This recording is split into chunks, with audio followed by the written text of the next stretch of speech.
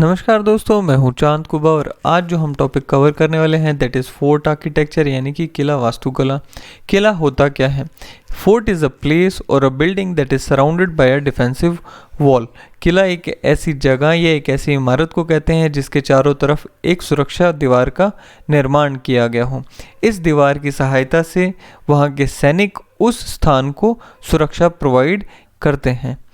इस दीवार के बीच में एक पूरा का पूरा शहर तक बसा हो सकता है, जहाँ पे राजा और प्रजा दोनों के रहने का स्थान होता था। बीच में ही मार्केट प्लेसेस भी देखने को मिलते थे। अब earliest evidence of fort architecture जो इंडियन सब कॉन्टिनेंट में देखने को मिलते हैं वो हमें इंडस वैली सिविलाइजेशन के टाइम के देखने को मिलते हैं। इंडस वैली सिविलाइजेशन यानी कि सिंधु घाटी सभ्यता के जो शहर होते थे जनरली उनको दो भागों में डिवाइड किया जाता था। जो अपर टाउन होता था उसके चारों ओर सुरक्षा दीवार बनाई जाती थी और जो लोअर टाउन होता था उसके चारों ओर कोई दीवार नहीं होती थी। ये हमारे जो हिस्टोरियंस है उनका मानना है कि अपर टाउन में एडमिनिस्ट्रेटिव लोग होते थे, वो रहते थे। आपको मैं यहाँ पे बता दूँ कि हम अब तक सिंधु घाटी सभ्यता की जो स्क्रिप्ट होती थी या जो लिपि थी नहीं समझ पाए हैं। ये हमारा अंदाज़ा ही है कि वहाँ पर एडमिनिस्ट्रेटिव लोग रहते थे और लोअर टाउन में हमारा मानना है कि जो आम नागरिक थे वो रहते थे।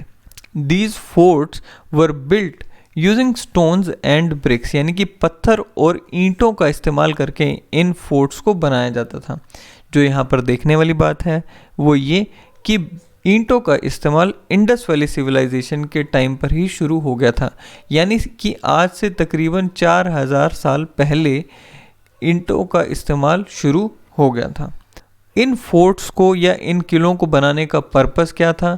तो सबसे पहला जो पर्पस था that was to provide a defensive wall against flash flood यानी कि बाढ़ से सुरक्षा प्रदान करना।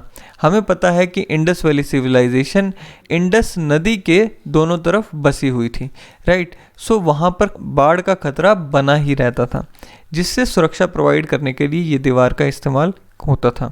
दूसरा, वहाँ पे जो जंगली जानवर होते थे उनसे भी सुरक्षा प्रोवाइड करना इस दीवार का काम था। तीसरा, जो क्रिमिनल एलिमेंट्स थी जैसे कि चोर, डाकू, लुटेरे, उनसे सुरक्षा प्रोवाइड करना भी इस दीवार का काम था।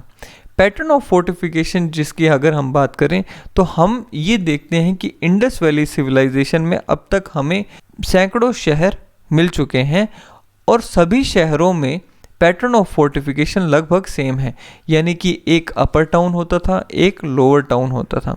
अपर टाउन फोर्टिफाइड होता था, लोअर टाउन फोर्टिफाइड नहीं होता था। बट इसकी कुछ एक्सेप्शंस भी हमें देखने को मिलती हैं, जैसे कि चाहनू दारो एक ऐसी जगह है जहां पर ना तो अपर टाउन और ना ही लोअर टाउन में कोई फोर्टिफिकेशन देखने को मिलती है।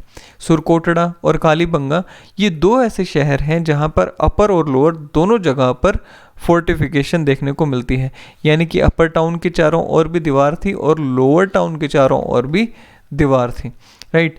अब हम बात करेंगे मौर्यन फोर्ट्स यानी कि मौर्यन शासन में जो किलों का निर्माण हुआ, इसके बारे में हमें जानकारी देते हैं मेगास्थनीज।